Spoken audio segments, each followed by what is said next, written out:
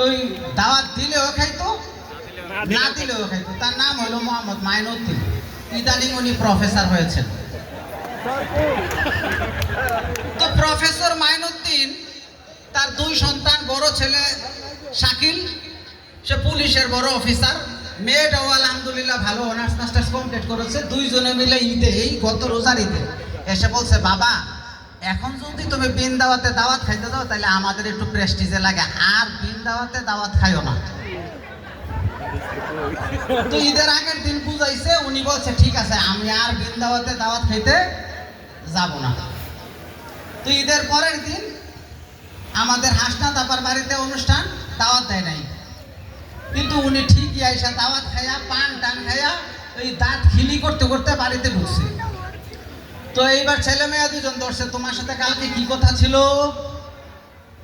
ও অনেক দিনের অভ্যাস, ঠিক আছে আজকে গেছি আর যাব না। তো পরের দিন হইলো আমাদের সাবেক প্রিন্সিপাল ফেরদৌসী আপার বাসায় দাওয়াত, কিন্তু ওনারে দাওয়াত দেয় নাই। তো রাতের বেলা বুঝাইয়া বলছে তুমি কিন্তু যাইবা না, বলছে হ্যাঁ যাবো না। কিন্তু রাতে উনি ঘুমায় না, খালি ছটফট করতেছে। এদিকে ছেলে মেয়ে ভাব দেখে বুঝছে না, লক্ষণ ভালো না, সকালে তো তারা আটকে রাখা যাবো না। তো বাঁশের খুঁটির সাথে বাইন্ধা ফেলাইছে, যে বাঁশের খুঁটির সাথে বাঁধছে যাতে না যাইতে পারে, বাইন্ধা এরা ঘুমিয়ে আছে। তো সকালবেলা ঘুম থেকে উঠে যখন দেখে বাঁশের খুঁটির সাথে বাঁধা, এখন উনি বলতেছে গরু তো ভোরবেলায় জবাই হয়েছে, কাটাকাটি অশেষ, চুলাতে আগুন দিয়েছে,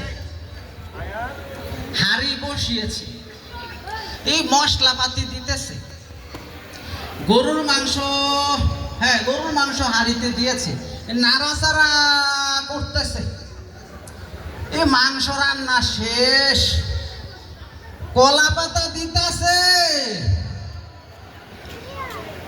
কলা পাতা দিতেছে, মাংস দেওয়া শুরু হয়ে যাইতাছে, মাংস দেওয়া শুরু হয়ে যাইতাছে রে, ওই খুনা ভাঙ্গা করে ফের দিছি আবার বাসায়।